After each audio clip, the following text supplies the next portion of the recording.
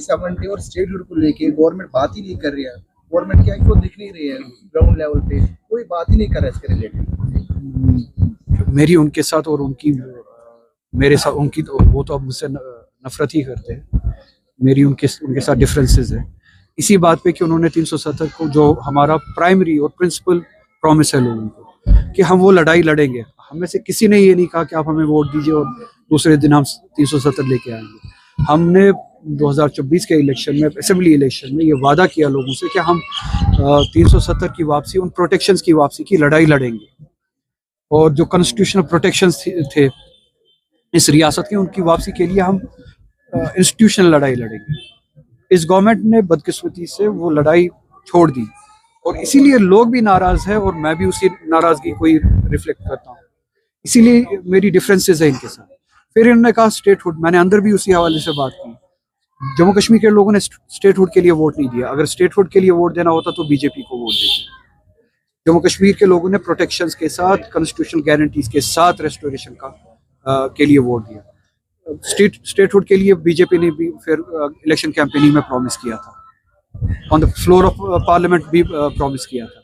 अगर लोगों को, जम्मू कश्मीर के लोगों को स्टेटहुड के लिए वोट देना था तो बीजेपी को वोट देते। उस आइडिया को रिजेक्ट किया लोगों ने। फिर हमारी जमात जिन्होंने 370 के नाम पे, प्रोटेक्शंस के नाम पे वोट लिया, फिर कहा कि हम स्टेटहुड की लड़ाई लड़ेंगे। वो भी ज्यादती थी, वो भी गलत था, वो भी कॉम्प्रोमाइज था मैंडेट के साथ। चलिए 2 मिनट के लिए मैं उनका आर्ग्यूमेंट मानता हूँ, वो अचीवेबल है, उसकी लड़ाई लड़ेंगे। अब 2 साल होने को है, ये गवर्नमेंट अब वो लड़ाई भी नहीं लड़ रही, इनने वो भी अब छोड़ दिया। अब ये कुछ वक्त पहले तक बिजनेस रूल्स की लड़ाई लड़ रहे थे कि हमें बिजनेस रूल्स जो है अप्रूव करके दे दीजिए। अब कुछ महीनों से मुझे लगता है कि अब वो बिजनेस रूल्स भी नहीं मांग रहे। कुछ चीजें वहां से दिल्ली से अप्रूव होके आ गए, कुछ प्रोटोकॉल्स कुछ इंडिविजुअल्स के लिए अप्रूव होके आ गए और ये खामोश हो गए। अब तो ये ना बिजनेस रूल्स की लड़ाई लड़ रहे हैं, ना बकौल इनकी लड़ाई स्टेटहुड की थी, ना वो लड़ाई लड़ रहे।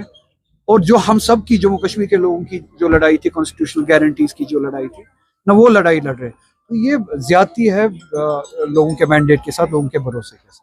अगर जी ये आपको में रिजर्वेशन बिल को लेके बीजेपी का कहना है कि अपोजिशन इसको अपोज कर रही है पहले से ही। अपोजिशन ने अगर अपोज करना होता तो पहले ही 2023 में जो है ये बिल पास हो चुकी है ऑलरेडी, तो तब अपोज किया होता। जब सिर्फ और सिर्फ वुमेन्स रिजर्वेशन बिल लाई गई थी, किसी मैलेज के बगैर, किसी ट्रिक के बगैर, वुमेन्स रिजर्वेशन बिल 2023 में पार्लियामेंट में लाई गई और यूनानिमसली उसको पास किया गया। और उसके इम्प्लीमेंटेशन के लिए इसी गवर्नमेंट ने कहा कि हम एक डेट